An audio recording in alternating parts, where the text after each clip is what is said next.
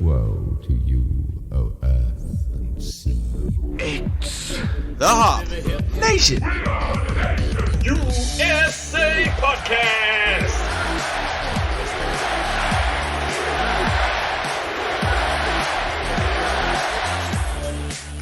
Welcome back, everybody. This is the Hop Nation USA Podcast. I am your host, Adam.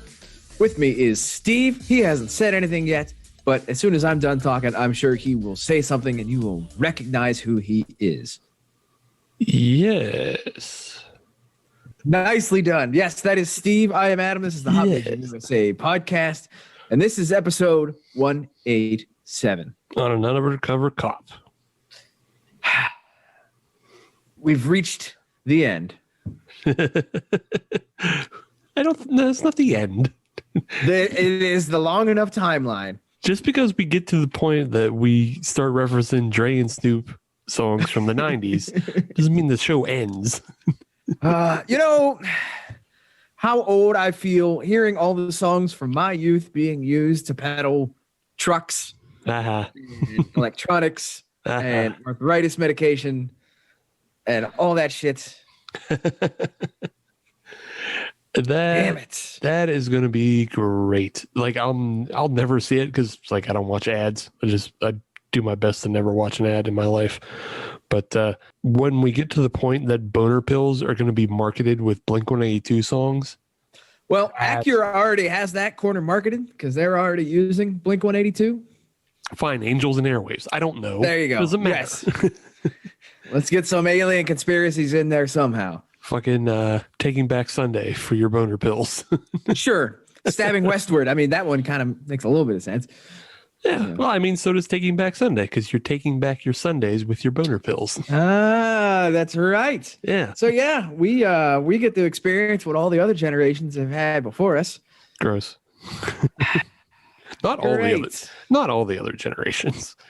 You like only the past 3. Before that, there was no TV. This is true. This is very true. Yeah. So I'll say the past generations that are still alive with some notable exceptions. Right. The timeline of television advertising and, the disgustingness at which advertising has become, is very, very, very slim. I would start it at the greatest generation. I think they probably caught the first wave of it. Oh yeah, because they had the radio ads, they had the Campbell Soup Variety Hour, Mm-hmm. Exactly. That was a big giant ad in itself. Here comes fucking Betty Crocker's fucking radio golden time. Where the shit Happy O Daniel Flower Hour. Yeah, exactly. So they got all of that, but it's steeped in old timey music. We're reaching pinnacle advertising now with fucking SEOs, and the algorithm basically controls your life and what you see. So I appreciate that you just called it the algorithm. That's all it is now. That's all it is now. Our life is dictated by the algorithm. The algorithm unsophisticatedly referred to it as the beast, but it is the algorithm.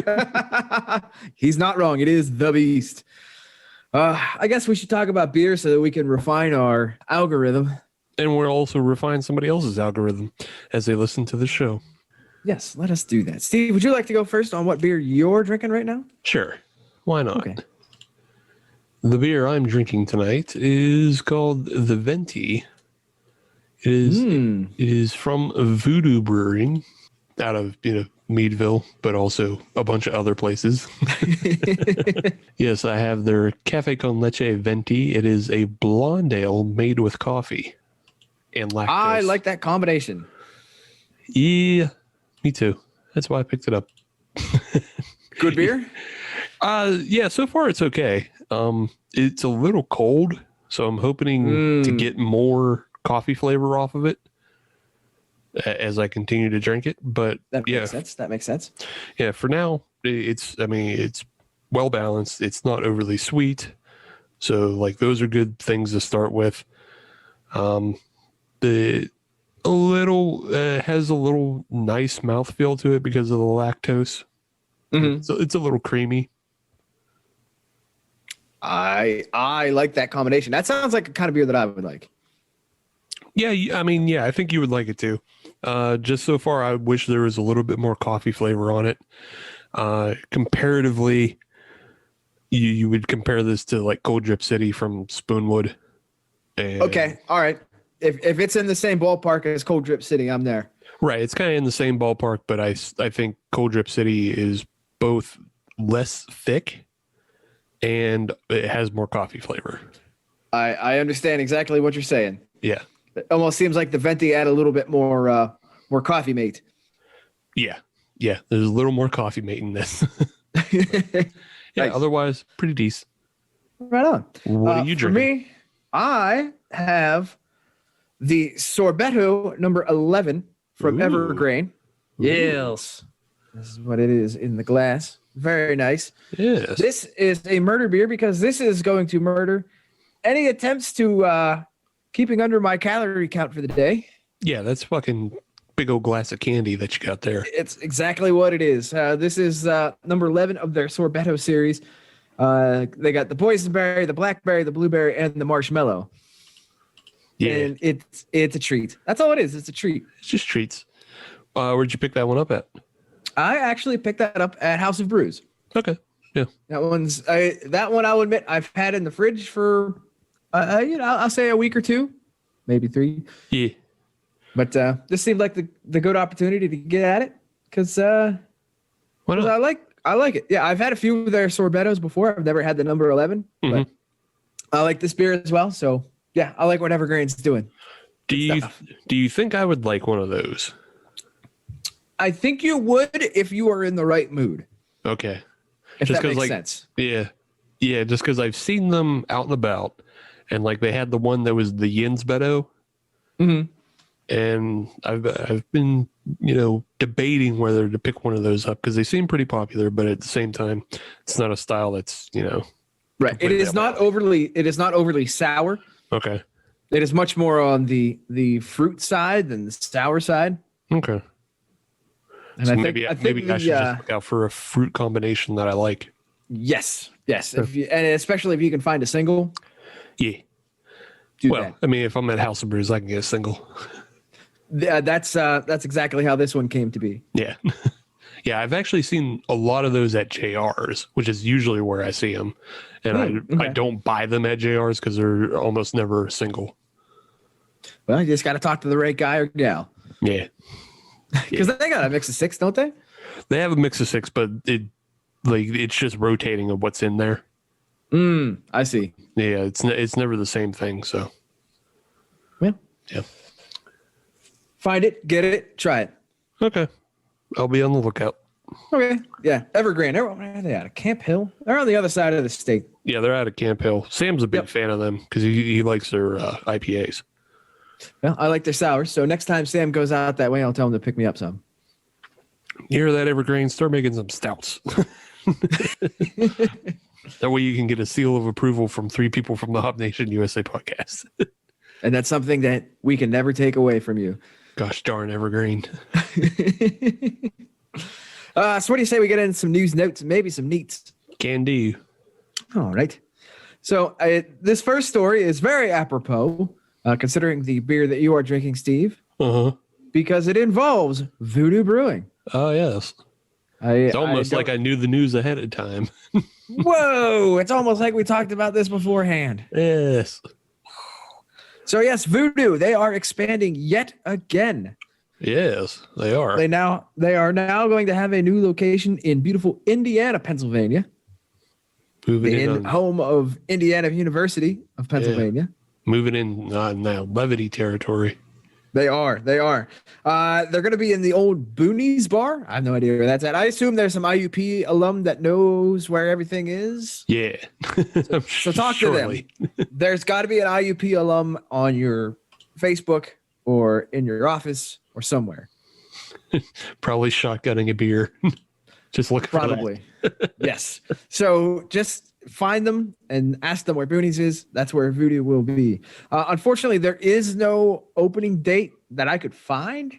Taking a look at their Instagram and their Facebook page, they are making some really nice changes inside the building. And what's other thing that's interesting is this is independently owned and operated. This is not a true blue Voodoo facility. Wish I could find a word that worked for facility. That word worked with True and Blue and Voodoo. Got to hit that rhymezone.com. Figure it out. I know. So I got something to do in the break. But yes, this is a franchise location. That is something that that Voodoo has been working on. They have a few franchise locations. I think their first one is over in Ohio, Cleveland, I believe. Yeah, I think it was opened out of state, the first franchise. Yes. So they now have 13 locations in total. Or I say 13 permanent locations. Right.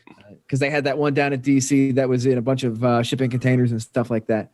Yeah, well, there was another one in State College that was also shipping containers, I think. But That's true, too. Yeah. So who knows where that one will be? Because I assume they'll have another one. I don't know, Rochester or... Sure, why not? Voodoo's Columbus. Voodoo's taking over. It's a voodoo creep. Exactly.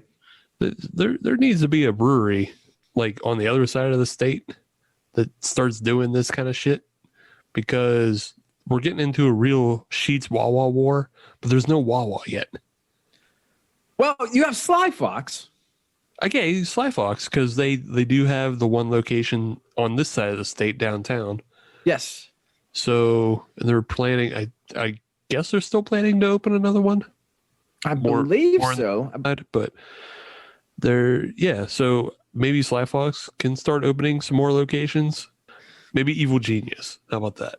I'll buy into that. Evil Genius can start opening some tap rooms, because we need to have a Sheetz Wawa war with our breweries. Yeah, I fully support that. As soon as they cross that Altoona line, that's when they start fighting. The Altoona line. Jeez, get past the curve and it all changes. So yeah, Voodoo's opening more. Indiana, Pennsylvania. No idea when. Check their Instagram. Check their Facebook page. There'll be updates there. Dope. But just happy to see that Voodoo is expanding. It's good things. Yeah.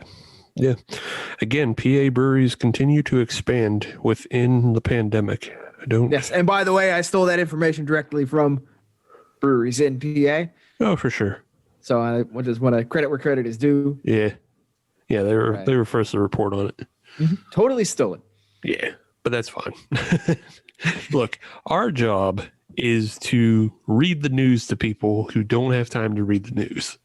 That's right. We are essentially, this first segment is essentially the audiobook form of the news. We are the aggregate for what we think is important. That's right. And we'll pay as much importance to stories as we feel they need. Yes. We are the tastemakers when it comes to beer news. Yeah. For example, I'm not going to spend a lot of time on this because I don't really give a shit. But great. Trillium, you can now buy it in PA. Yeah, I heard about that. Yeah. I don't care. Moving on. Now, is that something that, for my clarification, is that something that you can get it shipped, or is it going to be shipped to distributors to buy? It's a ship to your house. Gotcha. Yeah, because there's just a number of breweries anymore that they're applying, because PA's laws allow for this. Mm-hmm. Breweries outside of the state are now just applying to licenses to ship into PA. Aha. Because our laws have been so fucking goofy for so long, and now they've been lifted. So all of these, we're obviously a market for beer. Like, duh. Yeah. I mean, why do you think we're doing this? Like frigging adoy. Yeah, we wouldn't be doing this if we were in a beer desert. Yeah. The Mid-Atlantic is ripe for fucking beer drinking. Mm-hmm. But, so Trillium is a part of that. They're just jumping on the bandwagon. I don't care about it, and I'm not really interested in supporting it. And I don't know. I'm not driven by hype and FOMO like that. And support local. Agree. Well, that was the reason that I asked if it was a ship to your door situation or it was going to be distributed here. Right. Yeah. Because if it's distributed here, I'll pick some up. Yeah. But if I have to seek it out and ship it to my house and buy a case for $85 in my house, Yeah, and that's what it is. My money can go elsewhere. Right. Yeah, I don't get this. I don't know. I'm sort of a hypocrite in this way because I do still just like buy random sixers of stuff that's out of state. But like also at the same time, like we're going through this whole support local. I'm not necessarily interested in buying the answer right now or shipping other half or shipping Trillium. Right. Keep it in the Keystone State. Right. Yeah.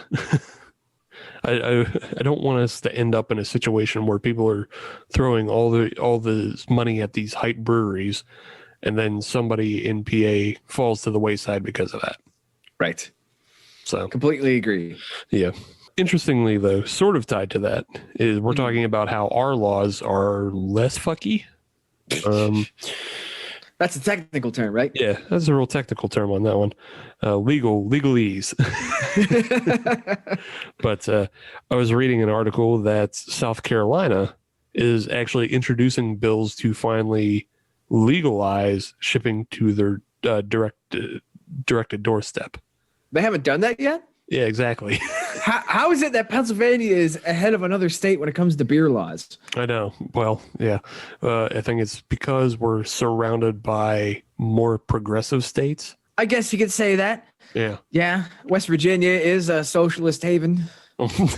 Well, not West Virginia. I don't know. West Virginia is a beast unto its own. Like It is. They're good at distributing vaccines, though, so credit where credit is due. I guess if they do the one thing they do, like she's like every now and then West Virginia gets one, but like yeah, but anyway, yes, because we're more surrounded by like Ohio, New York, Virginia, I think our vice laws get more dictated by the people around us. True. Yeah, South Carolina, it's in the South, and the South is pretty, conservative through a lot of different things for a lot of different reasons. That we won't talk about on this show. Yeah, I mean, you know what they are. You're not stupid. But we just don't have to verbalize it. Yeah, we don't have to verbalize it. But yeah, so South Carolina is finally introducing a couple bills to allow for beer, wine, and spirits all to be shipped directly to your door. That's awesome. Did they say when it was going to start or when it's going to open up for that? I mean, just as soon as they pass it. Oh, so, good. Yeah, I'm rooting for that. But apparently, like they opened up for like drive-through and curbside service during the pandemic, so they at least took that step, but they just didn't take the full step to direct to door. And those steps were necessary. Yeah, and I will be very surprised if any of those get rescinded. Yeah, that curb. I don't know how you could pull those back. You can't put that toothpaste back in the tube. No, and you shouldn't. No, hell yes, curbside. If you're looking out for small business, that's going to help small businesses. 100%. Yep. Drink local. That's all I'm going to say. Support. And there's one thing that will help that, which is actually kind of sad news. I have a murder story. No. Who was murdered? Olympia Beer. Oh no. Who killed them? Pabst Brewing Company. Those sons of bitches. I got them. Yes, Olympia Beer. That is definitely a West Coast beer. Mm-hmm. It comes out of Washington, the beautiful state of Washington. They'd been around for, 125 years or so. But unfortunately, due to the decline of demand and the inability to find investors, Olympia is dead. Yeah. Okay. So, like, what space were they really occupying? What was the beer? Was it just a tweak on the recipe of what Miller is contract brewing for Pabst? The way I looked at it was Olympia was the West Coast version of Hamm's or Old Style. Right. Yeah, that's what I'm saying. It's just like Old Style sticks around because it has roots in Chicago. Brewers fucking love Hamm's. Mm-hmm. But I've never heard anybody talk about Olympia. Well, I have a hunch that there's a lot of West Coast brewers that will get down on some Olympia. Possibly. But I've never heard any talk about it. So my only touch to Olympia is I have a Olympia pint glass. Oh, very nice. Yeah, it came in like a 4-pack, with a Lone Star and an old Milwaukee. Did you get that from 1978? Yeah. Nice. It was actually gifted to me by somebody who was like, oh, he likes beer. And then just like didn't understand that they just gifted me a 4-pack pint of shit glasses. I mean, that's still kind of neat. I'll be honest. Yeah. I mean, yeah, they're mostly all rubbed off, but yeah. It's still pretty neat. But the official press release did leave the door open for possibly bringing Olympia back if somebody wants to step in and pump a whole bunch of money into it. Well, of course, because there's no brewery. Bring it back. It's just a brand. Right. Because the original brewery in Tumwater, Washington, no longer produces it. It is contract brewed or was contract brewed. Yeah. So it's not made in its original brewery anymore. It's made in California or wherever they can. Right. So I think that's kind of what they were looking at, was trying to bring it back to its roots, back to Washington, and they weren't able to find anybody that could foot the bill. Yeah. Yeah, I think the only thing that they're saving is they're just saving money on fucking like printing ink. Pretty much. They're just not printing that logo anymore. Yeah. Yep. They are, however, going to keep their Olympia vodka line, which I had no idea existed. Me either. They opened a distillery in, I think it was 2019 or 2020. And so that's sticking around. Beer's gone, vodka's in. Yeah, that makes sense. Cocktails. Everybody's doing cocktails in a can now. Everything's all fancy. Yeah. There was just probably like a way they were trying to like experiment with the brands, because like PBR, they experimented with the hard coffees. So then like they went the distiller route with Olympia. It's like, hey, does this work? What's good? Just gotta it actually does. You got to cast those lines, see what's going to hit. Yep. And it turns out the vodka did hit. So yeah, there's another death of I'll say a classic beer, a throwback beer. Olympia is dead unless you got a lot of money and you want to save it. Cool. So speaking of resurrections and people with money, a fellow by the name of Cliff Forrest, which sounds like a made up name, but isn't. He's kind of a mining magnate in the PA area. All right. A couple years ago, he bought Pittsburgh Brewing Company. Now he's bought the old Pittsburgh Glassworks factory in Creighton, and they're going to bring back Iron City to actually being brewed in Allegheny County. Okay. Because it's currently being brewed in Latrobe, right? Right. It's on contract in Latrobe. So they're looking to bring it back to a facility that they control. Yes, because it left the Lawrenceville brew house about 12 years ago.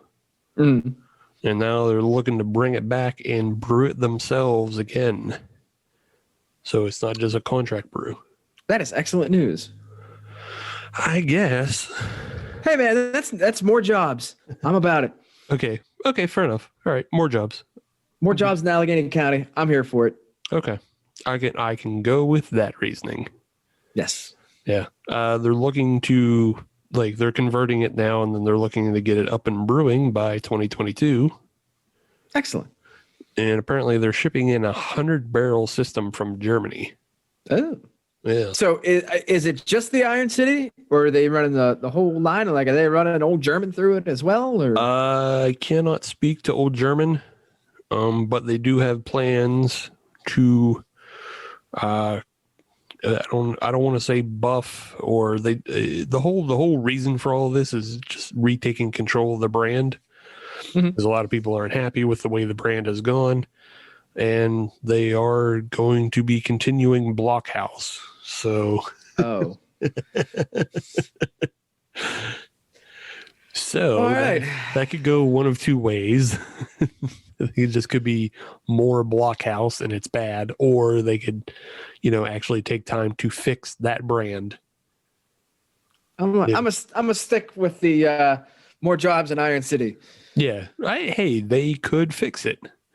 The other thing they could do is resurrect Red Hot Iron.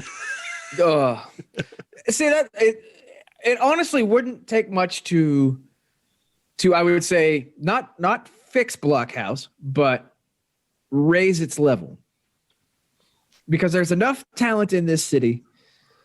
There's enough brewing talent and an acumen that somebody could come in there and make a really good product.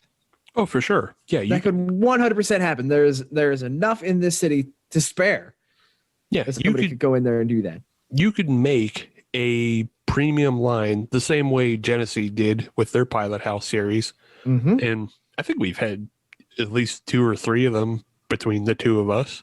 Oh, yeah. That weren't they weren't terrible. I think I had the salted caramel.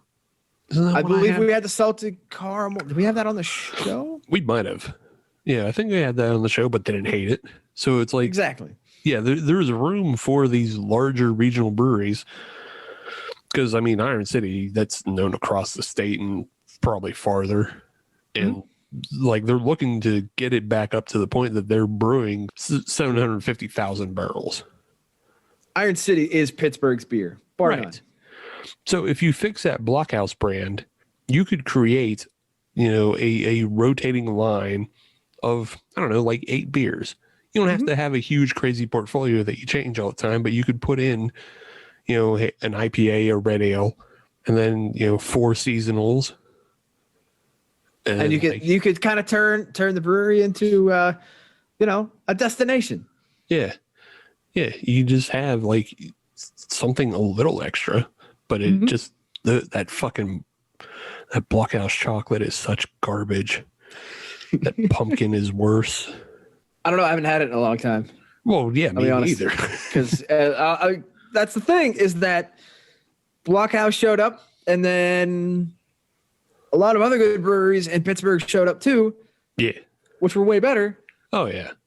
So I just went over there, and I didn't care about Blockhouse anymore. Yeah. I mean, I'm not looking for miracles. All I'm looking for is respectable beer. Yeah, but that's the thing. If they could make something respectable that's also cheaper, like more power to them. I would fully endorse that. Yeah, but that it's a viable market of cheaper craft. In like I'm thinking of like the Penn Brewery IPA. Yeah, that's a really good IPA that you could just kind of show up to like any tailgate or anything, and most people would enjoy it. I think that would be a good angle to take is, good beer at a tailgate, not necessarily, or a good tailgate beer. I think would be a better way of putting it. Yeah, just something cheap and kind of applicable to everybody. Right. And I hope that's how they reinvigorate the Blockhouse brand, but I'll say that I am pulling for them in that regard. Okay. But I'm not gonna stand here and lie if it's bad. Yeah. 2023, look for our review of the Blockhouse lineup. That's the news for the week. That's neat. Yeah. I don't got much else. I don't either. Oh, let's talk about the beers here. Okay. Let's come back to the beers. Yeah. The Sorbetto, the number 11, the old number 11. Yeah, this is a good beer. I'm not surprised by that. Right on. I don't think anybody else should be either. If you've ever had one of these Sorbettos from Evergreen, it's good. It's sort of like what Steve said. Kind of find the fruit combination that you like. That'll be your best bet. But I haven't had a bad one yet, and this one's right in line with that. It's a good beer. It's thick without being overwhelming. It's got a good bit of tartness, not sourness, but tartness to it. That it definitely makes it enjoyable, but it is also 100% a dessert beer. You are not going to be drinking a whole bunch of these unless you want to just wear sweatpants for the next 3 days. Man, I swear, there's no way. If you're out there and you have just like gone hard and had like a 6-pack of these fruit puree beers, if you had like a 6-pack of those and like, how do you not get the green apple splatters after that? I was thinking diabetes, but yeah, there's that too. Yeah. It's just like, how do you not get the green apple splatters from drinking so much fruit and sugar all at the same time? I don't know. Let's not go down into that. Yeah. Email us at gmail.com. Let me know. Do you get the green apple splatters from drinking too much sorbetto? Let's walk that back a little bit. Yeah, fruited sours. Does a long night of smoothies just ruin your porcelain? Let me know. We'll feature you on our next episode of Hop Nation USA. I'll read all your poop emails. Send it in. Well, you open yourself up to that one. You're going to get in all sorts of poop emails now. Yeah. It's not a fetish thing. It's a science thing. Jeez. I just want to be clear about that. So don't try to make it sexy or anything. I just want to know. Anyways, Voodoo, how is the Venti? The Venti, the Cafe con Leche Ale. It's fine. Yeah? Yeah. Did it get any better once it warmed up? Nah, not really. Oh, it's right. it's still kind of maintained the mild coffee flavor. Like I said before, though, it's completely drinkable. You could put a number of these away because it's only like 6.5%. Actually, I think that's what this one is as well. Let me take a look here. It is also 6.5%. Yeah. So there you go. We're both rocking some 6.5ers. But it's not. But it's not. Yeah, like I said, it's not overly sweet. So this isn't a dessert beer. It's it's pretty mild overall. So you can just drink a number of these. But the coffee flavor isn't that strong. So there's pluses and minuses to that. I like Go on. I was going to say, was there any word on where they sourced the coffee from? Was there a local roaster or anything like that? I thought I said it at the beginning, but if I didn't, it's Happy Mug Coffee. Oh, okay. But yeah, otherwise, like if I like a really strong coffee flavor on my beers, just because I like really strong coffee flavor. I drink coffee black. So, but if you don't want your palate burned out by bitterness, then this beer won't do that to you. So there you go. All right. Yeah. So it sounds like it's a good beer, but not quite up to what your preferences are. Right. Gotcha. Sounds like it's more up my alley. Yeah. Yeah. I mean, again, it's also just a blonde ale. So, it's pretty, like I said, I keep saying mild, but I mean, that's just what it is. Mm-hmm. It's just a mild ale all over. I mean, they don't all have to try to actively kill you. Well, I prefer. All right. Well, speaking of murder things, yeah, I think it's time for us to take a quick break. Steve can get himself a new weapon. I can get myself a new weapon. Yes. And we'll be back. First Sip Brew Box is a one-of-a-kind subscription service for craft beer lovers based right here in Pittsburgh.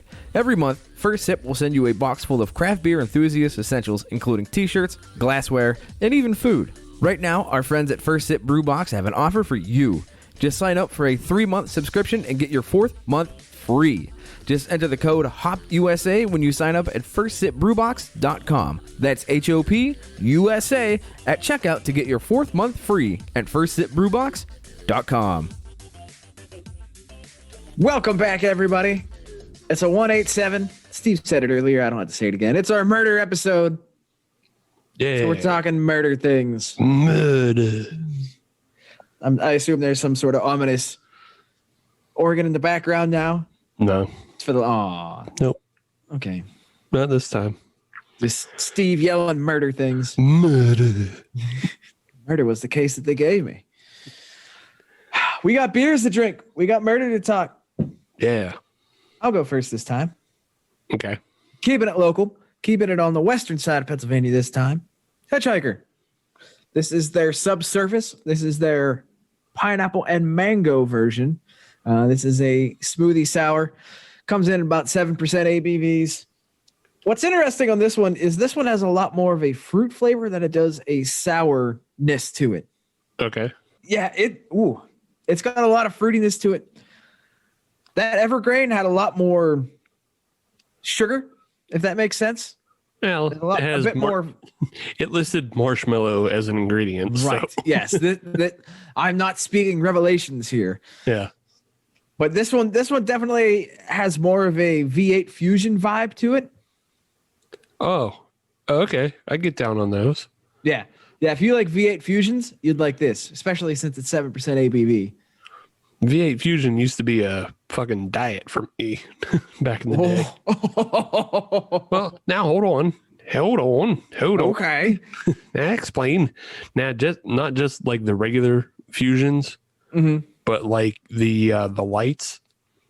And I think I think the lights were only like 50 calories a serving. That's a lot more respectable. Right. So like what we would do, because me and a couple other guys, like we would just basically have that all day. Mm-hmm. But like, say you drink like half of those in a day, and then you would fill up the rest with water. So you still maintain hydration, and it cuts that in half, and that'll carry you from breakfast through lunch, and then you have a sensible dinner. That makes sense. That actually makes a lot of sense. And you get all your fucking vitamin C's and whatnots. Well, this subsurface that can definitely be part of a sensible dinner. Somehow, I don't know. You figure it out. It's your diet. You figure it out. But to take a look at it, I mean, it even kind of looks like a version of a V8 Fusion. Juice. It's juicy. It's good. I mean, to the surprise of no one, guess what? Hitchhiker made another good beer. Yeah. Revelations again. Big fucking surprise. No, they make good stuff. They keep making good stuff. Yeah. Would drink again. Cool. Good to know. Yes. So, What about you, Steve? What do you got in the hopper? well, I am being a hypocrite because, like I said, I just went on that whole drink local fucking tirade from last segment. But I did say I was a hypocrite in that. Death by Coconut. Yes, but yes, for theme-wise for the show, I'm drinking the Oskar Blues Death by Coconut. Yeah, I totally did that too with the Subsurface because its bodies are buried because it's under the surface. Okay. That's what I'm going with. Anyways, back to the Death by Coconut. Nice try, but It's on the fly. yeah, I'll let the judges decide that one. Boy, I try not to use the phrase suntan lotion, but Oh. oh boy, it is kind of rough not to with this one. So the name is absolutely correct then. Yeah, sure. Yeah, It is Death by Coconut. yeah, it is. It's a little too much, actually. I love coconut. I have like dried coconut right next to me. So do you just have like a snacking pile? Yeah, I bought like a bunch of freeze dried fruits at Big Lots. They were on sale, buy two get one free. So I bought Makes sense. So I bought some ginger chips, which is just like sliced up ginger with a little bit of crystallized sugar. They had they have coconut strips, and then I got guava chili. Ooh, Which was dried guava with a chili coating. that sounds really good. It is. It's spicy. I need to go to Big Spicy. Lots. Yeah, a spicy. But yeah, I only know of one Big Lots, two Big Lots around here. Oh shit, I got a Big Lots around me now. That's right. bruh. Moon. Yeah, bruh. Yeah. Bruh, you got to go to Moon because you know what else? What's that? That fucking Kmart. Yeah. It's an oldie now. Shit. Yeah, it's a good oldie too because it's new. Shit. Yeah, It's changing the game. Moon Township's changing the game. get that oldie in, get that Big Lots in And save all my money for beer. for sure. But yeah, Damn. All right. That's awesome. I didn't realize I was going to be hyped for Big Lots and Oldies, but here we are. yeah, there you go. Welcome Yeah, to adulthood. that moon oldie. They got the fucking lobster dip, the lobster roll dip. Yeah. Yeah. You get some lobster roll dip and you get some of them blue corn tortilla chips. Yeah. Aldi, why you got to be like that? That's the way you can live high on the hog in your mid-30s. That's fancy. I'm okay with that. You know what? I don't have to put on airs anymore. Yeah, that's fancy snacking for me. Yeah. I'm good with that. I'll get down on some Aldi stuff. Do they have a decent cheese selection there? Oh yeah, for sure. Yeah, again, it's a newer built Aldi, so Oh yeah, I'll be there. They got a good cheese selection on there. they actually halved that Kmart or thirded it So like a third of it is Aldi and like the other 2/3 is a college. I don't know. You imagine how awesome that would be as a college kid? To go to college in a Kmart? No, that's not cool. Well, what I meant was after you're done with your Kmart college, you can walk next door to Aldi's and do your grocery shopping. Done with it. I would be going in and out for snacks all day. Kidding me? In between classes. Oh, I'm going to go get some nice cheeses and some crackers. Yeah. Yeah. Oh, how awesome would that be? I'm going to have charcuterie during fucking econ. Oh, now I'm jealous. And that's how we avoid talking about Death by Coconut by Oskar Blues. And scene. It's scene. Yeah, it's not really that good. Don't like it. Oh, all right. Yeah, it's too much. That's okay. Oskar Blues makes other things. So Yeah, they make other things. I still like 1050, but this is don't love it. And that's coming from somebody who like really loves coconut. that says something. Yeah. This is probably too much for a lot of people. I'll go take care of some little yellow pills. I'll be down with that. Mm-hmm. Anyways, we're talking murder. And as we talked about at the beginning, this isn't our first rodeo at the murder dance. We had the story earlier about 9-band brewery. And boy, oh boy, what a roller coaster that one was. mess. Is there any update to that? I've looked. No. Oh, all right. I did look just to see if I could provide anything, but no, it like doesn't seem like anything's moved forward in that case. So nothing there yet, but I'm sure we'll come back to it when something does happen. We also talked about making a murderer in the past. Yes. Just cause it was the hot thing to talk about. But I did a little research this week, and I went into the past and found some more famous brewery-related murders. Tell me more. I will. So let's go way, way back to the pre-Prohibition days. I guess you can call that pre-obition. I won't. Well, I will. We're going to go all the way down to San Antonio, Texas. Home of the Alamo. Yeah, home of the Alamo. Also home of Pearl Brewing. That's, you know what? That sounds like a Texas brewery. Yeah. That just sounds like it'd be out of Texas. Yeah, well, it is. And Pearl Brewing was owned by Otto Koehler. So, yes.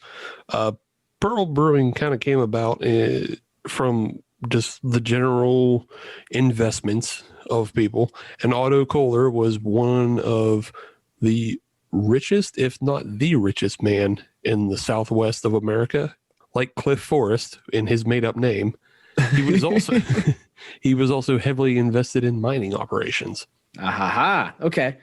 And then he took his millions and turned that into investing in breweries.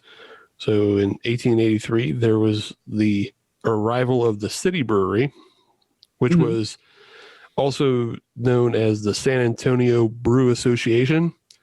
And that was just basically dudes with money breaking away from Lone Star and starting their own thing.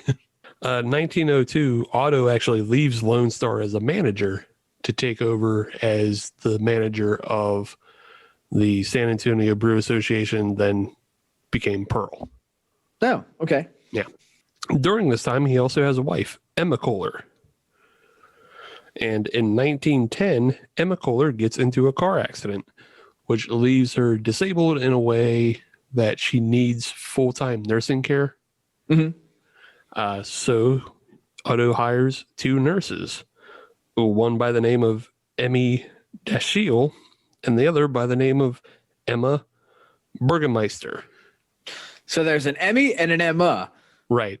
Emmy is more of a nickname, but her name is also Emma.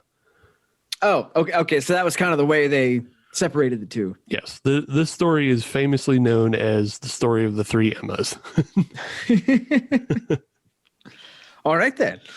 And so Otto puts up the two nursing Emmas in like their own home. He just buys them their own home, puts the home in their name, and then has them live there, and then starts an affair with both of them. Oh, shit. So this dude's just a dirtbag. dirtbag or millionaire. It's I mean, I don't like calling people dirtbags just because they, have more than one lover. Oh, okay. All right. We won't get into that discussion. I mean, if our differences of opinion on that one. If his wife didn't know about it, sure, it's a problem. Then he is being a dirtbag. Obviously, the two nurses knew about each other. So, okay, all right. To move this along, I'll agree with you, Steve. Okay. 'Cause I don't want to get into a philosophical discussion and come up the works. But with that, though, in 1914, there came a day where there was an argument between Otto and Emmy.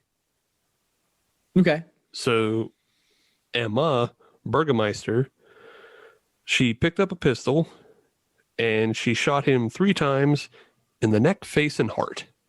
Oh, shit. And that made him dead. Well, it's kind of hard to come back from that one. Right. She got him good.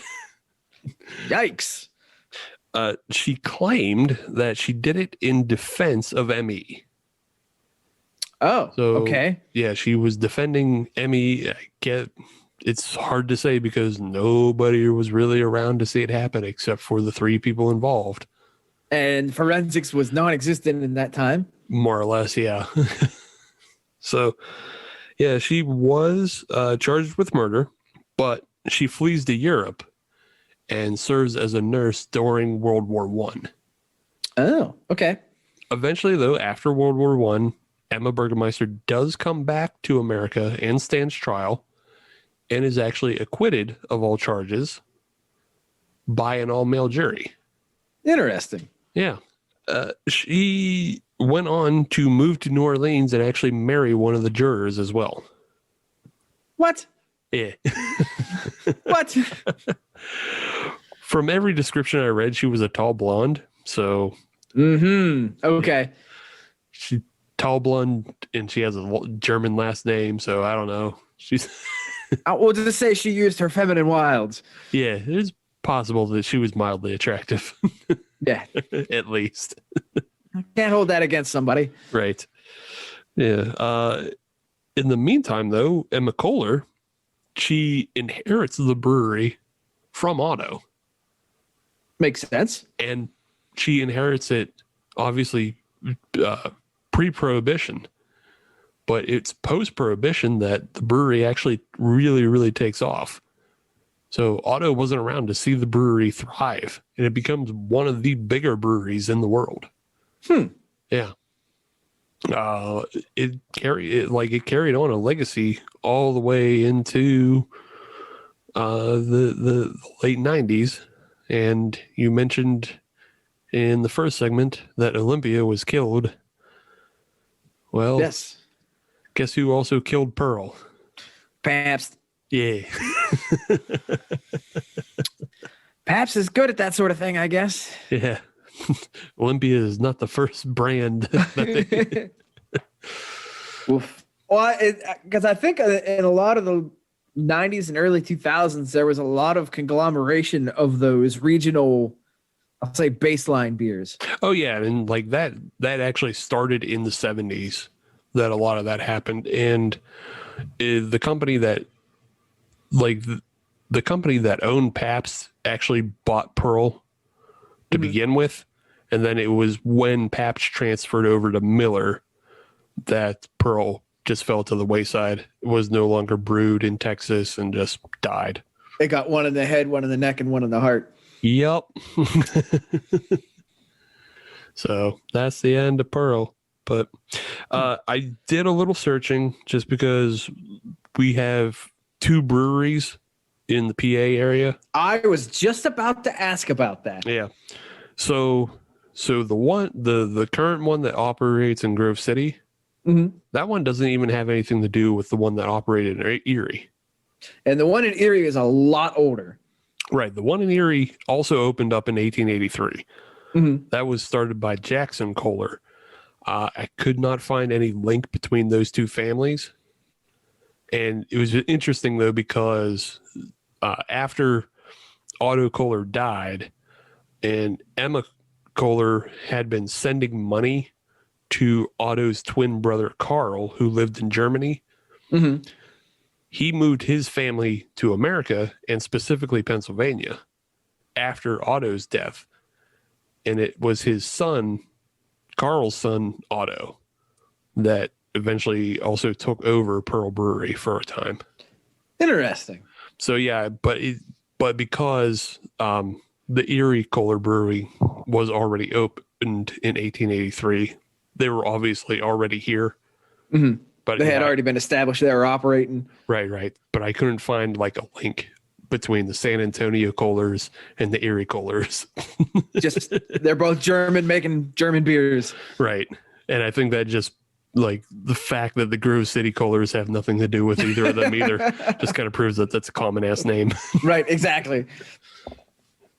Like yeah, because as soon as you said Koehler, my brain started to start asking questions. Like how are these connected? They got to be connected somehow.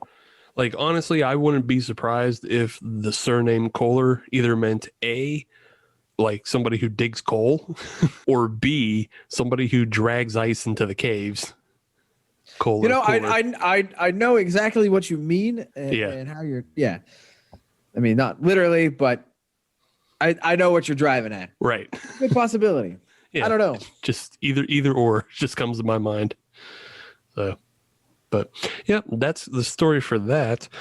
The other murder story that I found very interesting is a little more recent, and it tied to an even bigger brand that's still around. It was the murder of Adolph Coors. Oh. Yes, of the Coors banquet family. The banquet bear. But Adolph Coors the third, he was born in 1915, just getting under the wire for the last time that you could use that first name. I shouldn't laugh at that. Oh, Lord, I shouldn't laugh at that. Why? That's funny. He's one of the last people to be able to use that name. Yeah. You're right, but it's just, I don't want to laugh at that. To tell his story of his ill fate, you kind of have to more tell the story of who murdered him. And that goes to the story of Joseph Corbett Jr. So Joseph Corbett Jr., he, by all accounts, like he was a genius intellect. Okay. He was a Fulbright scholar, which is kind of similar to a Rhodes Scholar, but it has more of a international bend to it, in which they encourage people to do their research internationally and kind of learn from other cultures. Understood. Yeah. So he was a Fulbright scholar, and he was in medical school, and again, genius IQ. He started having some sort of erratic behaviors, and in 1950, his mother fell to her death, and apparently that just sent him over the edge.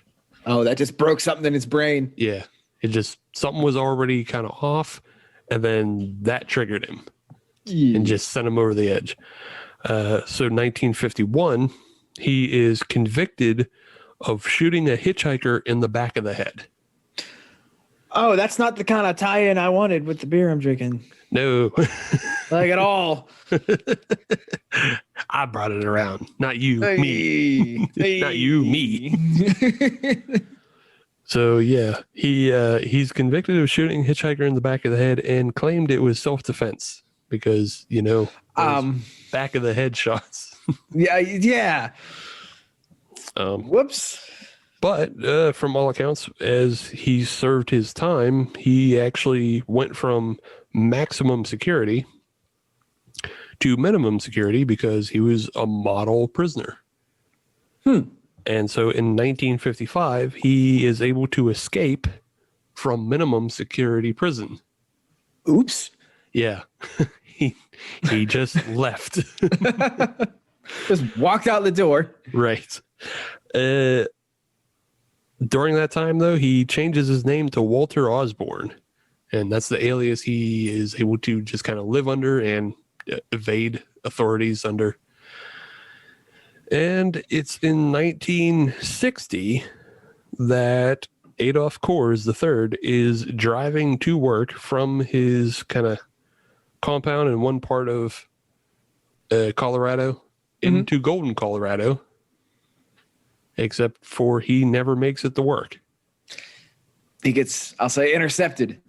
He gets intercepted and he gets kidnapped. And 8 days later, they find Joseph Corbett's car on fire in Atlantic City, New Jersey. Holy shit. Yes. So he made some tracks. The timeline they were able to put together is that in the morning, as Adolph Coors was on his way to work, he was obviously intercepted, and Joseph Corbett had been driving like this bright yellow car. Everybody noticed. Yeah. Like subtlety was not his forte. Yeah, subtlety was not his forte. So he grabs Coors. No one's really sure what happens after that. But 8 days later, they find his car on fire in New Jersey. Because of him being recognized within the area, everybody seeing him. And then they go to check on this Walter Osborne, and they find that he's gone. And they find that also Walter Osborne had been ordering a restraints and a gun through the mail. Oh, wow. Yeah. Because remember, we're back in 1960. You can just do that. Yeah, you can send in 2 cereal box tops and get a gun. Yeah. And then they also find a ransom note that is asking for $500,000 for the return of Adolph Coors. Where did they find the note at? It was at the post office. So he just left it there?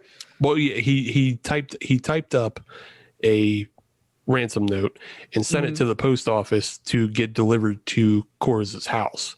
Ah, okay. So they found it at the Morrison, Colorado post office. Holy shit. Yeah, and I believe it was addressed to Adolph's wife. But then they're also able to tie that note to the typewriter they found at Walter Osborne's apartment. Yeah. It wasn't until September of 1960, though, that they were actually able to figure out what happened to Adolph Coors when a pizza driver was taking a break and he went to the local dump to just do some target practice. Because it's 1960 Colorado. That's what you do. It's what you do. You don't have fucking podcasts and, Bejeweled games on your phone. You're just going to go plink it in the junkyard. Yeah, you go plink it in the junkyard. But while he's plinking in the junkyard, he finds a pair of pants that has Adolph Coors' name sewn into a tag in it. And he also finds like a really nice pen that has AC3 inscribed on it. And so they start putting it together. He reports it, and they do a sweep of the area, and they find skeletal remains that they're able to decide, yeah, this was Adolph Coors. Well, how do you go from plinking in the junkyard to seeing a pair of pants and decide to go look at said pair of pants? Well, if I had to guess, he probably saw the pen first. I hope so. It was probably like a really nice pen that had like a gold, whatever that little tabby thing is that keeps it in your front pocket. Right. Yeah. The hook, the little hook thing. Yeah. I don't know what that's called, but I'm sure there's some pen nerd out there that will write us and tell us what it is. And calligraphers. What the hell is the name of that thing? Yeah. Is it just a little hooky thing? I don't know. Tell us. Mm-hmm. So yeah, he probably saw that, then picked up the pants and went like, "Oh, hey, Adolph Coors, that guy's missing. I've heard of him. I should tell somebody." Yeah, I live in Denver. I know what's up. Hey, Fred, I was shooting rats in the junkyard, and I found some pants. Yeah. You want to come out and take a look?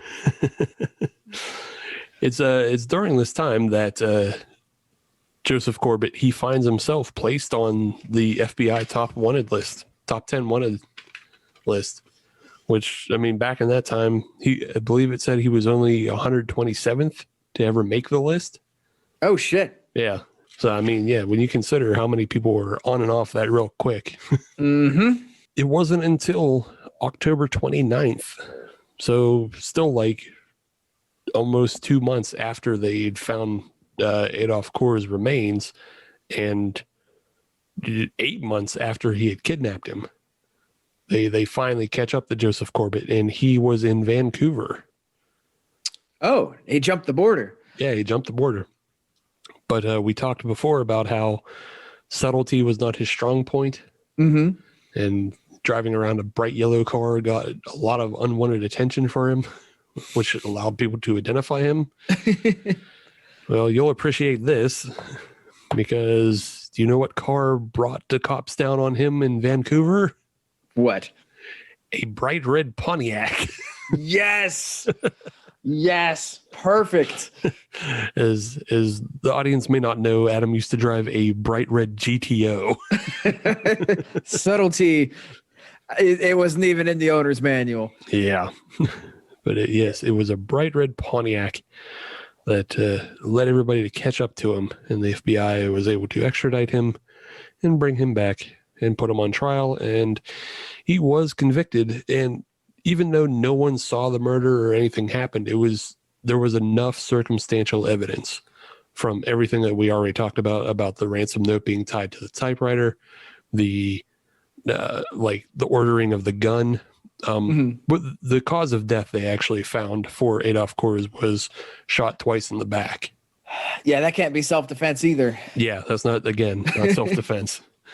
So all of those things tied together. And then it was back to that yellow car. They found dirt and minerals on the car that you would only find in the Golden, Colorado area. Ha. Okay. So they were able to, draw a path. Like, yeah, it was in Atlantic City, but why did it have all this Colorado dirt on it? That basically all the circumstantial evidence stacked up enough that everybody just sort of said, come on. Yeah. It's just like, it's pretty obvious.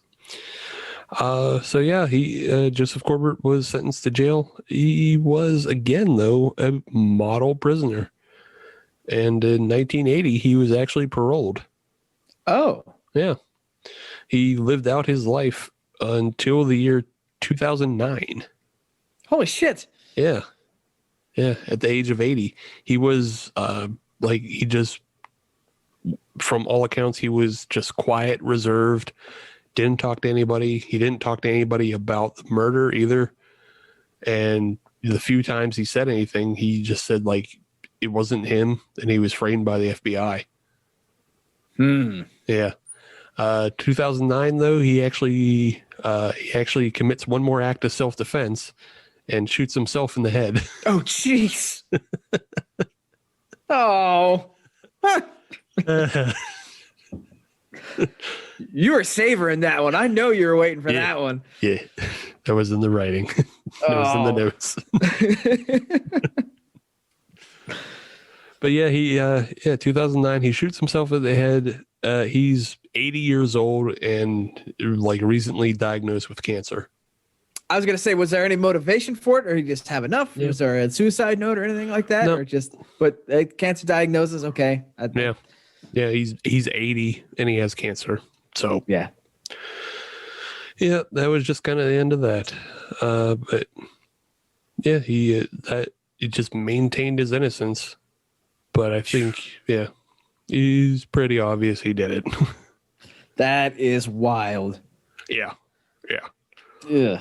So Adolph Kohlers III, he was originally going to be the heir of the Coors, fortune and brewery and all that.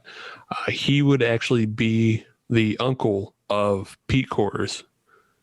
Current head. Yeah. Okay. Pete Coors was the son of Joseph Coors, who was the brother of Adolph III. Gotcha. Man.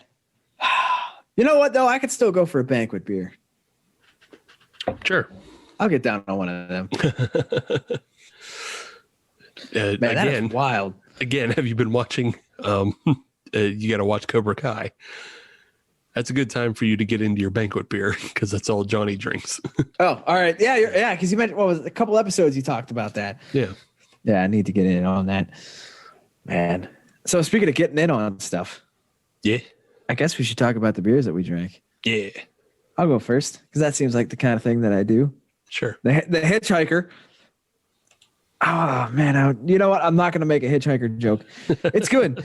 The Subsurface with pineapple and mango. It's really good, especially if you like that V8 Fusion kind of vibe. Mm-hmm. Yeah, it's really good. It does not have any booziness to it or anything like that. It's just, this is a good, relaxing, fruited beer. Sounds like something that would be really good for when it's not cold. Yes. Now, granted, you wouldn't want to be, drinking this right after you're done mowing the grass in the middle of July. Yeah. But this would be a good evening beer out on the back porch. Yeah, it sounds like a brunch beer or a porch rocking beer. A brunch beer, that would perfect description. Yeah, the Subsurface is where it's at. Would drink it again. Good to know. Death by Coconut. It's fine, but not really. I get it. It was way too coconutty for me. Like the smell was overwhelming. You could smell it as soon as you crack the can. It just smelled like SPF 45. Just wafted out. Yeah. If you can cut through the coconut flavor, there is a nice dry Irish porter under this. Mm-hmm. Like it's like all the coconut flavors just punch you up front. But on the back end, there's a nice kind of balanced Irish porter. It's a little bitter. Yeah, so it sounds like if they made a version called "Beat Up by Coconut," kind of dialed it down a little bit, it'd be right where you want it. Yeah, beat up by coconut, harassed by coconut, menaced by coconut. Could do bullied all by those. Coconut. Yeah, could do all those. But yeah, death by coconut it's a little too much, and I feel like it'd be too much for other people, especially if you don't like coconut. But I appreciate that come on, death by coconut. Oh yeah, hey, this is one of those. Yeah, this is one of those beers where plenty of other beers fucking fall short. This one just shoots over to the moon. Like right. Yeah, they I'll say over delivered. I will say there's no hyperbole in the name. No. So you have to give Oskar Blues credit for that. Yeah, there's plenty of other beers that have too much hyperbole in what they're trying to deliver. There's no hyperbole here. It is too much fucking coconut. Yeah, they called their shot and then they blew a giant hole in the target. They did it. So, all right, we'll be back. I don't know. We'll get some other beers. Why not? What the hell? Yes. That seems like the kind of thing that we do. Yeah. We'll get some fresh beers. And then guess what we get to do, Steve? What? We get to make conspiracy theories. Yes. We'll be right back.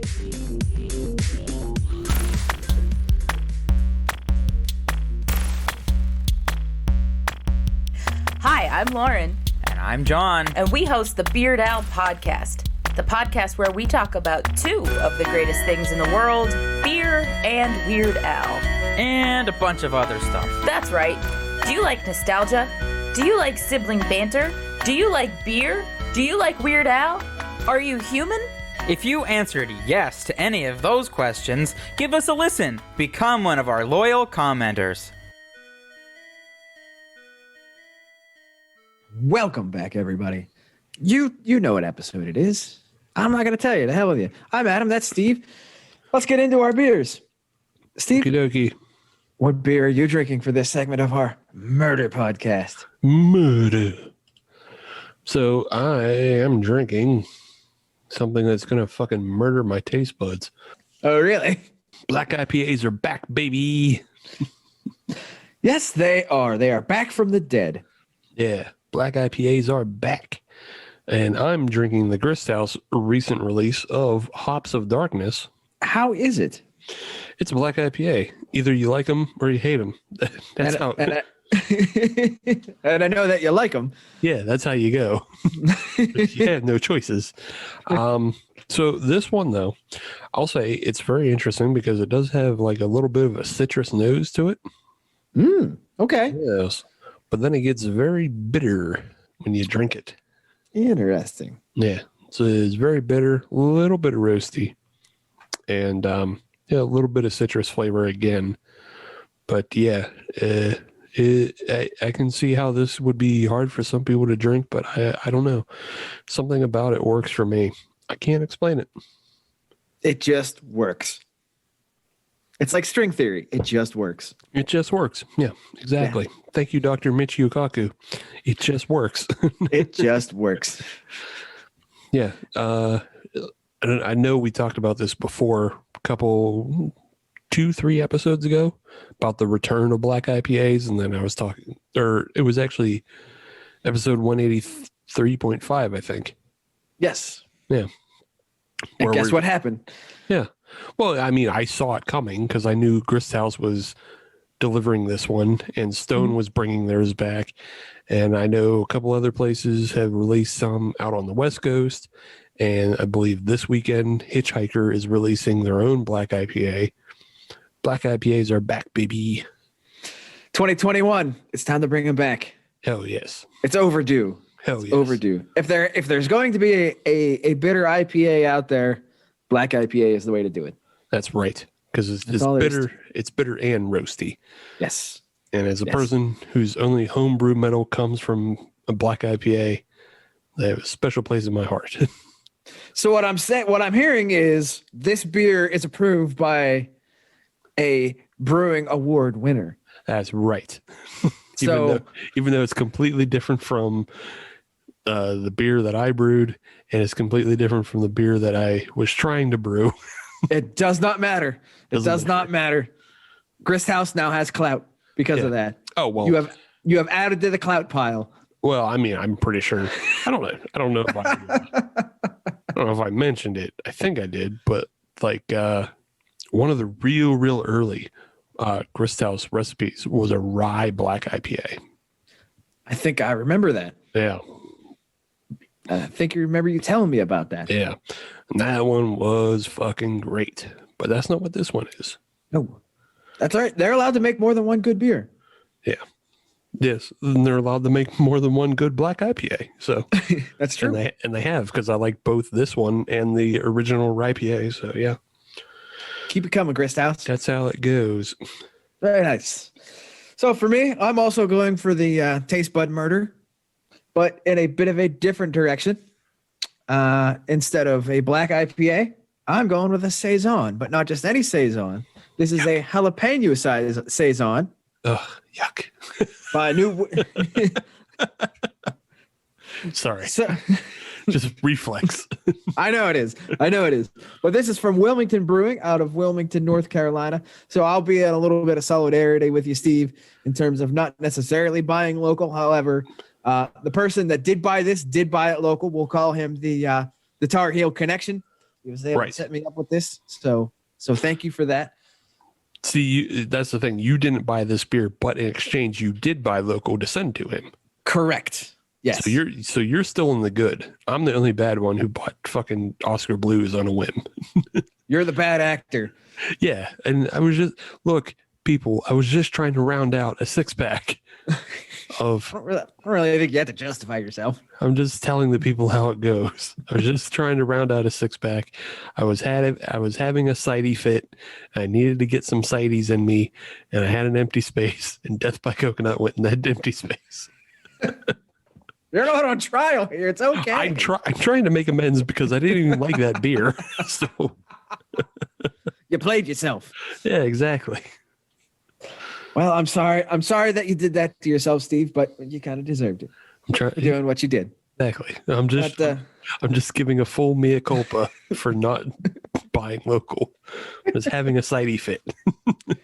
But in a roundabout way, this one is local. But yeah, I like this beer. It's been a while since I've had a good spiced beer. And the first sip on this one that I took, I was surprised at the level of jalapeno in it. It is not overwhelming, but it is definitely there, and it still has that bite to it. Because I've had some jalapeno beers that have the jalapeno flavor, but don't have the jalapeno bite to it. This one has it. That's good. And I am a fan of it. It definitely leans more jalapeno than Saison. Yeah. That's good because, man, you said jalapeno Saison, and all I could think was spicy horse blanket. Nope. Nope. It's more just spicy. Okay. And that's not a knock on the beer itself. I just think it's more jalapeno forward than Saison forward, which I'm good with. Yeah. Because I on the back end, there's a little bit of Saisoniness. That's not a word, but I'm using it anyways. Sure. It's fine.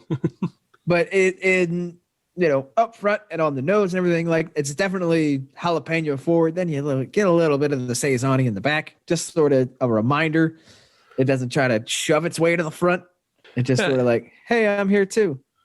And that's okay. I guess if you like that style, that's good though, because it still it still at least represents the style, rather than just like being unrecognizable.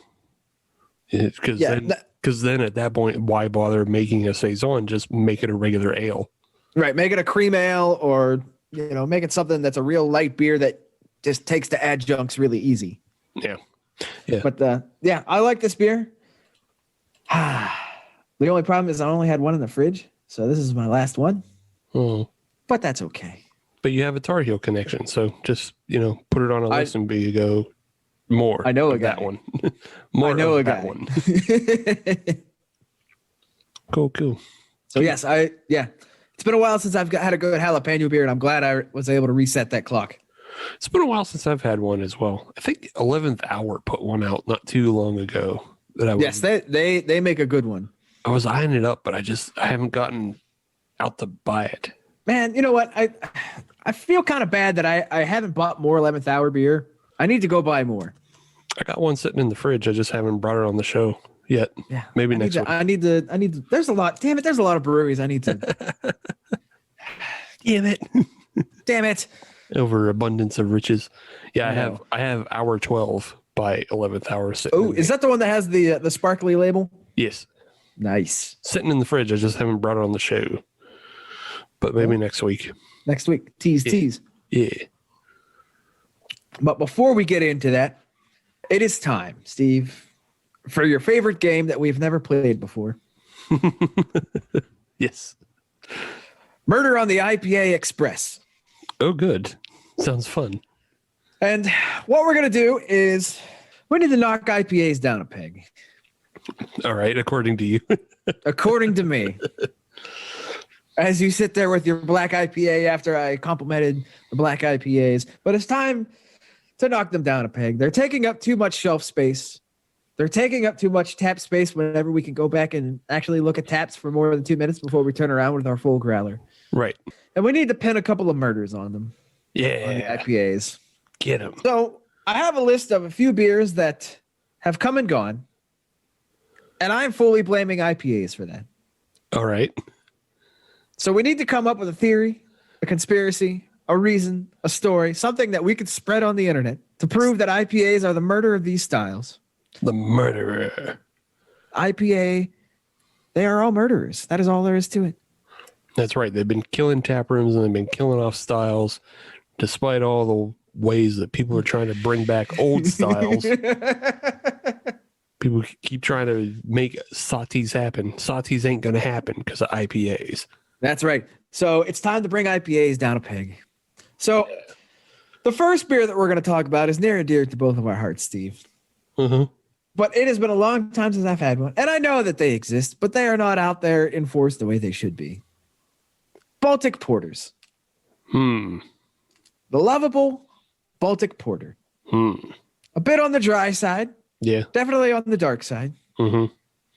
Delicious. Bitter. Everybody loves a good Baltic Porter. Can't get them anywhere. I blame IPAs.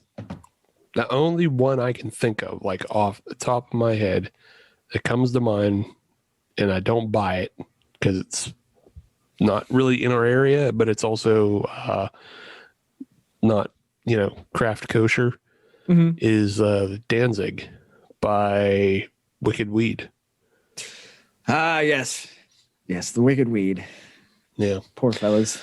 That's the only Baltic porter that comes to mind right off the top of my head. Mm-hmm. But yes, in general, it's really hard to find just like a straight up. Just a regular ass porter. It's a regular ass porter. Just as far as like regular porters go, Lincoln Avenue has one. Mm-hmm. They're doing their best to fight the good fight of keeping porters alive. But those damn IPAs. So we need to come up with a conspiracy theory on how IPAs murdered them. Sorry, my bad. It's Devil's Backbone, not Wicked Weed, but it's all the same company. That's so all. Yeah, exactly. 6 of one, half dozen of another. Yeah, it's all the same company. It doesn't matter. Because they're both it's Tennessee and North Carolina. Virginia. Nah, Virginia. In North Carolina, I believe. Yeah. Let's not give them any more press. Yeah. So I have a theory. Okay. I think IPAs got into a rage because Baltic porters were kind of in the old school. They were in the old boys club. That's true. They're very old European style. I'm thinking that New England IPA got all hot and bothered because it was the new kid on the block, but it couldn't quite get past that Baltic porter. It took it out. Cold blood. Cut the brakes on the delivery trucks that all the Baltic porters were being delivered on. Cut the lines. You know what?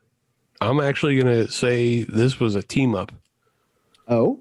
Yes, this was a double team event.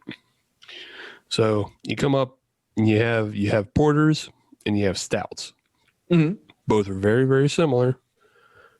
Sometimes stouts get the credit as being a little heavier. But what IPAs did is IPAs started putting a whole bunch of fucking marshmallows and lactose in there the same way stouts was. And IPAs looked at stouts and said, hey, you and I, same team. We got fucking marshmallows in us now. You know who got marshmallows in them? Baltic Porter.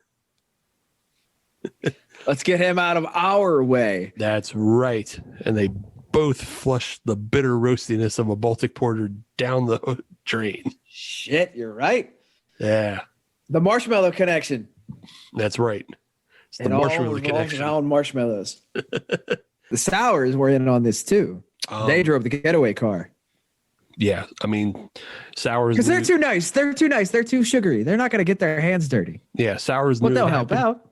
They knew it was happening. They weren't the mastermind. IPAs were the mastermind. Oh, no doubt. Yeah, but IPAs took advantage of pastry stouts, saying, "Hey, look at us now." Man, poor pastry stouts. They're just there to have a good time. Right, but I mean, when's the last time you really had like just a regular ass stout that wasn't Guinness? That's another good point. So stouts have lost their identity. They got all confused. They fell into that, IPA crowd. Started falling in with decadent ales. Decadent ales is putting out fucking French toast IPAs. They're like, hey, I guess we're one and the same. And they forsook their Baltic brothers. Left them in the dust. Sad. Just sad. Killed them. IPAs. Style. IPAs are the worst. I can't believe they did that. And that's only the first one. IPAs are disgusting. They robbed stouts of their identity and destroyed the Baltic Porter.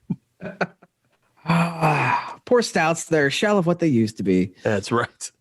However, the next one is probably the saddest of them all. Yeah? Because this was family. This was family. This was something that, they're related. But those dastardly IPAs took a look at the brute IPAs. And they killed it. They killed it. Just as it was coming along. Sent it to the bottom of the ocean. Sent it. Yes, it was on the rise. You had a lot of big breweries that are getting into the brute IPAs. That's right. It was coming into the mainstream. Goddamn New England IPA saw it again. They saw somebody on the rise on the come up, and they took them before it was just too early. Took them from this world too early. It was jealousy, but it was family jealousy. To me, this was different. This was personal. I'm pretty sure there's a Barksdale Wire reference in here. Fuck. When he delivered they delivered the hot shot to the guy that was in prison who took the fall. Oh, fuck. Man, somebody remembers this better than I do, but well, that just means I have to go watch The Wire again. I know, right? I just got to watch. It's at least it's within the. Oh no! Yeah, it's in the first 3 seasons, so it's fine. But yeah, I have a hunch that this was pure, unadulterated jealousy of the little brother coming along. Yeah, they couldn't. New England IPAs couldn't stand the fact that somebody was coming out with a nice, dry, clean finish, just a little bit of hop flavor to it, and they just got rid of it. They started putting in bad recipes to other breweries. They started confusing the style, got it all mixed up in his head. They didn't know what he wanted to be. Misinformation campaign. Yeah, it was a big misinformation campaign. You had some regional breweries putting out some real trash that wasn't representative of the nice, dry, clean finish of a champagne-y IPA. They killed it. Killed it, and it just got done trying to overtake the West Coast IPAs, another dry beer. That's right. They got done with it, and here comes Brute. I don't want to deal with this again. They saw clarity on the rise, and they hate clarity. That's right, because they saw it. Yeah, IPAs aren't about clarity anymore. Because you know what clarity reminds them of? Pilsners. That's the real enemy. And IPA's been trying to kill Pilsners for a long-ass time. Pilsners will never die. My fridge will make sure of that. It's hard. You know what else? You know what else IPAs try to kill? They tried to kill the black IPA. But the black IPA was too resilient. That's right. Black IPA is back. It came back. Black IPA said, I wasn't having any of this fucking shit. It's here to avenge the Brute IPA. I'm going to be bitter and citrusy, and I'm not going to have any clarity to me at all. That's right. It combines everything together. Yeah. It draws upon the power of the Baltic Porter, but also adds in a bunch of citrus. Oh, shit. So wait a minute here. Are we saying that the black IPA is combining the powers of all the other murdered beers while still trying to be an IPA? I'm saying the West Coast IPA Shang Tsung'd the fucking soul of a Baltic Porter to become a black IPA. Damn. Yeah. So this Hops of Darkness that you're drinking, does it have a dryness to it as well? Yeah. Yeah, it starts really roasty and bitter up front and then finishes citrusy and dry. Damn. Okay. So it's picking up a lot of notes. So it went through IPA's murder book. Yeah. And just turned it into an FU book. Like, no, I'm going to do all this. Yeah. And that's the way a black IPA should be. Mm-hmm. Completely agree. It is the antithesis of these murderous New England IPAs. Sons of bitches. You know, we make fun of them all the time, calling them citrus soft baby kisses, but those are kisses of death. That's right. Hatred on the inside. Just ruining every other style, taking it off the market, like making palates too weak. That's what they really are doing. They're just making palates too weak to stand stronger beers. Oh, that's a very good point. This is the conspiracy theory. The conspiracy theory is drinking so much of this soft, dry hopped Citra IPA is that it makes your tongue weak. It makes your constitution weak. Makes you bitch made.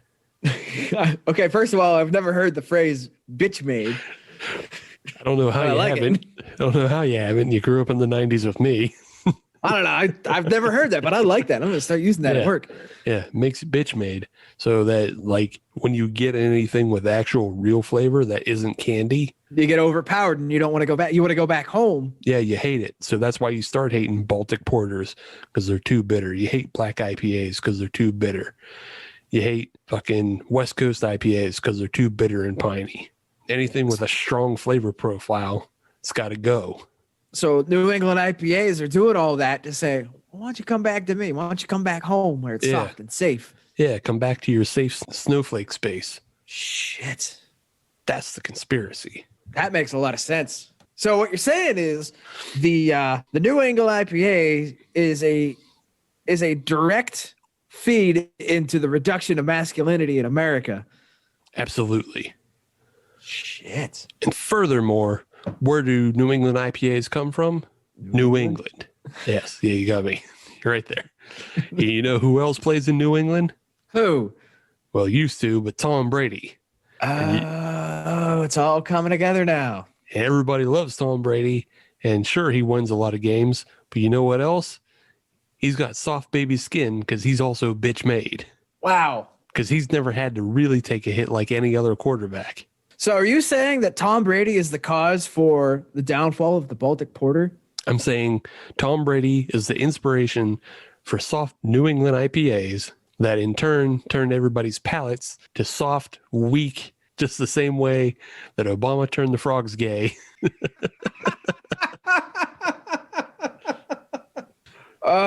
New England IPAs turned everybody's tongues weak, and shit, you're right. They can no longer tolerate anything with flavor. So what I'm hearing is because they're trying to reduce our level of appreciation for strong flavors and things like that. Mm-hmm. I think what that means is there's a bigger conspiracy to get everybody's palate dulled down. Yes. Further and further down. So that way, eventually, the food lines can start getting stuff fed into it that we wouldn't ordinarily eat, but we won't notice because our taste buds are so dulled down. Right. And I think it's also just a way to turn crops and turn everything into palatable sawdust. Yeah. Okay.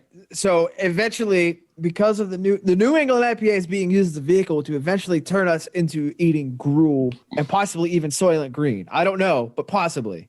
Right. I mean, if you've seen the movie Snowpiercer, you know everybody just eats the same protein block. Mm-hmm. And that's the next step after citra IPAs. Not unlike what you also have in the Matrix. Right. Well, no, because the Matrix was different. The Matrix actually told your brain that. Oh, no, I'm talking outside the Matrix. Oh. When you're on the Nebuchadnezzar. Oh, yeah, okay. Yeah. The gruel protein. Yep. Yeah. But yeah, you just eat that slop. And I mean, hey, yeah, look at that gruel. And that's not too far off from some of these sloppy ass chunky IPAs that are out there. So the reason behind that is because I think they have to reduce the level of crops that are being produced in the world. Mm-hmm. Because they have to reduce the acreage. Because obviously, you know, when you want some strong flavor and things like that, that's acreage of plants and animals and things like that, and herbs and spices that you have to use land for. Right. That's variety farming. That's right. You get rid of all that. That means there's a whole lot more real estate available. Cut all the hops down to just citra. Cut all the barley down to like a little bit of wheat and some 2-row. Yeah. Now, the question is, why are they trying to get all of that real estate back? Well, one would say that you could start with New England being jealous of Colorado and the West Coast for actually making flavorful beers. Oh, okay. But then you have to question, is New England just under another puppet mastership of the Illuminati? That's what I was thinking, is that it's just being used right for a bigger scale operation that I don't know what it could be. Again, I think it's just trying to get us to Snowpiercer protein blocks. Man, but why do they want the Snowpiercer protein blocks? There has to be another reason beyond that. Because it's just cheap to feed that to the plebs and then let the rich technocrats just dine on the real food that they okay. Okay, so all right. So you're right. You're going with this. Yeah, you're right in reducing acreage and variety of crop, but there's still going to be bespoke crops for the 0.01%. So what you're saying is that the New England IPA is a driver to be able to have essentially a class split between the haves and the have-nots. Yes. And then the haves will take all that extra acreage and things like that and use it for their playground and their wants and needs, while the have-nots get nothing. Right. The haves will still have barrel-aged stouts. The haves will still have 100 IBU Simcoe IPAs. But the have-nots are just going to drink all this weak baby shit. Interesting. Yeah. Interesting. And just because, I mean, it has just enough alcohol to dull your senses. Also, seltzer. Look at it. Oh, shit. I didn't even think about seltzers. Look how easy it is to produce. Just a little bit. Just a little bit of fruit pumps out of the extract machine. Look at you. Now you're a slave to the machine. Good point. That's a really good point. And really, I really think you're onto something that it ties into Tom Brady. Yeah. I mean, Tom Brady's just kind of the poster boy inspiration. They just looked at him and said, look at his soft baby cheeks. And everybody. This is how we can start this. Yeah, this is how we can start to carve off the edges and things like that. That's why they started in New England, because they thought, hey, Tom Brady, he thinks he's a winner, so we're going to convince people beer from New England is also a winner. That makes a lot of sense. It's not. I see the correlation, and I could buy into that. So it's all IPA's fault that eventually one day there will be a dystopian future where we will get nothing, and the 0.1% will have everything. Oh no, it's here.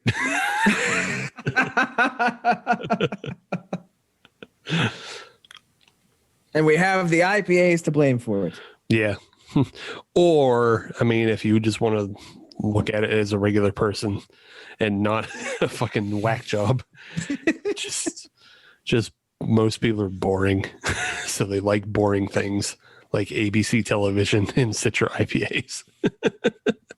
Yeah, but that's not nearly as much fun. I know it's not as fun. It's just like, yeah. I like our theory better. Yeah, no, I like our theory better, that Tom Brady is the inspiration for the technocrat elite to create a soft baby kiss beer. To eventually get us into a Snowpiercer society. Yeah, that destroys every other style and wrecks palates and makes them too weak to sustain and palate, fucking stronger, more flavorful beers.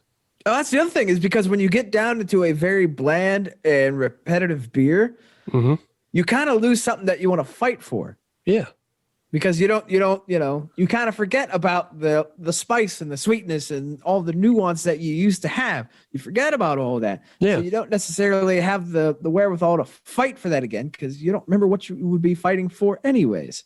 Exactly. I mean, you drink like 2 bland ass Citra beers and you still get the same palate fatigue you would from, heavier and bigger beers and more flavorful beers. And you forget that if I drink a Death by Coconut, it's going to cut through all of that shit and taste like suntan lotion. You might not like it, but it'll at least reawaken your senses. And same thing with this jalapeno Saison from Wilmington. The first sip I had was, ooh, I like this.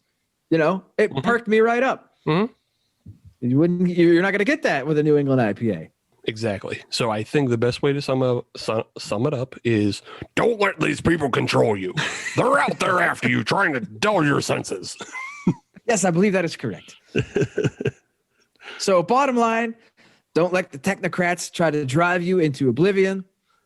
I'm an American, goddammit. And into protein block diets. Drink a variety of beers. Don't let them feed you cockroach jello. This is bullshit. Fight the algorithm. Fight the algorithm and the machine. And I like to think that I fought the algorithm quite nicely with this jalapeno Saison from the Wilmington Brewing Company. Yeah, this is not soft baby kisses. This is not just protein block gruel. No, this is a good beer, and I appreciate that it is a jalapeno forward beer rather than one that sort of had a jalapeno sprinkling to it. Like, it was legit. I liked it. I'm gonna have to get some more. So well done, Wilmington. Would drink again. Right on. And of course, I'm still flying the banner of the Hops of Darkness, the Black IPA by Grist House. Yeah, it's a resurrection of a style that I like. Yeah, Keep going with it. Yeah, keep that black IPA stuff rolling.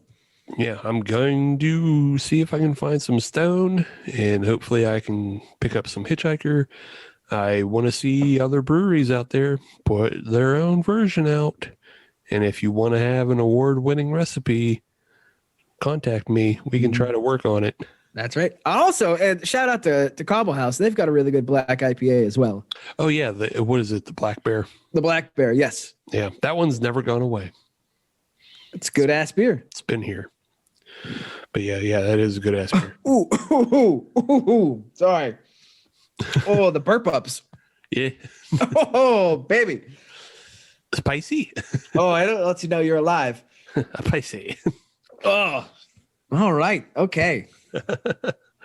I'll tell you what, I had the burp ups on that Death by Coconut, and it came up like the Caramel Delights cookie.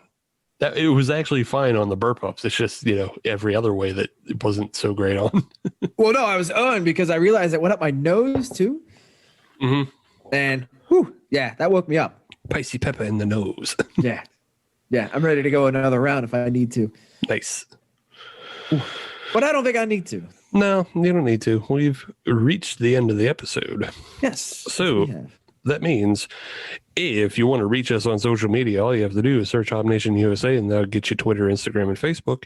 And if you want to find brand new episodes of the Hop Nation USA podcast every Friday, as you should, then search Hop Nation USA on your favorite podcatcher like Podbean, Google Podcast, Apple Podcast, Spotify, and anything that starts with pod or ends in cast. I also think we might be on Libsyn. I don't know. I don't either. Yeah, I don't know. But yes, if you're on any of those platforms, leave a 5-star review because we are a 6 continuations of Willy Wonka and the Chocolate Factory, but they only let us use 5. And that's a bigger crime than all of the wonderful, flavorful styles that IPAs have destroyed across the years. Sad. Just sad. Sad. Low energy. No energy, no good. Yes, go drink yourself a beer that is chock full of flavor. That's got something. Try something different. Keep yourself on your toes. Exactly. I had a conversation with somebody that I had to tell them, when beer fests come back, it's a good idea. Like if you try something from breweries that you haven't had, and when you try from those breweries, don't try their IPAs. Yeah. Like there are 3 or 4 identifiable IPA breweries in this city that, their IPAs are really, really good. But there's a lot of other breweries that they put out good beers that aren't IPAs, and you should try those beers. Yes. Expand your horizons. Yeah, expand your horizons and remind yourself of the styles that you used to drink because honestly, pre-2010, we didn't drink this shit. Nobody started with IPAs. Yeah, almost nobody. I mean, and the IPs you did start with didn't taste like this blanket of fuzz. White noise citra. Honestly, that'd be a good name for a beer. Yeah, it would be. I wouldn't be surprised. Yeah.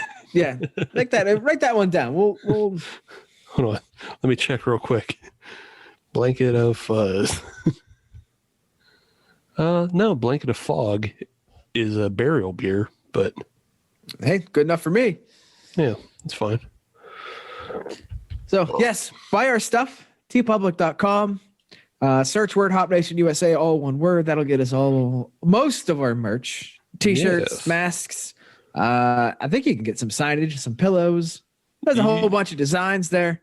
Yeah, you can buy flags if you want. Yeah, Steve makes good stuff. Go check it out. Buy some merch. Also, if you're in the mood for a Hop Nation USA podcast glass, like you see on all of our Twitter and Instagrams, and possibly even on our YouTube videos, which are released on Mondays, fueledbyhops.com. Go to their store. You can find us there. We are the Cyber Drunk Glass. Yes. It's a good one. It's a good one, but we only have a little bit. Yes, supplies are limited, and that is not hyperbole because I'm looking at the supplies right now, and it is limited. Very, very limited. So get them while you can, but please get them. Do yourself a favor. It's a good ass glass. Yes. But with that in mind, we're going to bring this episode to a close. We are. Yes. And we'll be back next week with something new. We got stuff in the works already. We're actually planning ahead. We're planning ahead, and we will probably have guests. So there. Yeah. So take that. Good guests. And don't let them control you. See you next week.